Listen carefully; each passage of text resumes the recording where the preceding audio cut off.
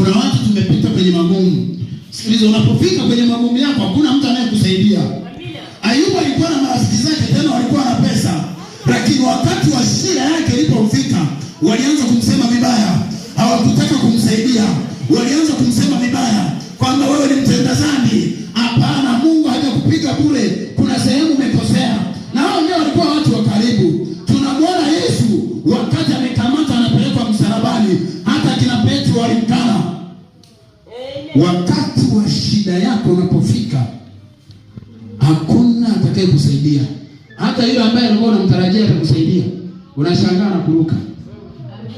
Sasa basi, kama hawa hawatatusaidia, lazima tutafute sehemu salama. Lazima tumtegemee Mungu, maana yeye hata wakati wa mapito yetu atakuwa pamoja na sisi. Hata wakati wa magonjwa atakuwa pamoja na sisi. Tukiwa gerezani, Mungu atakuwa pamoja na sisi. Tukiwa kwenye tundu la simba, Mungu atakuwa pamoja na sisi. Tukiwa kwenye tanuru la moto, Mungu atakuwa pamoja na sisi. Lazima tumtegemee yeye ambaye hachoki, halali wala hasinzii. Bado nategemea watu. Bado nategemea watu. Muulize Musa.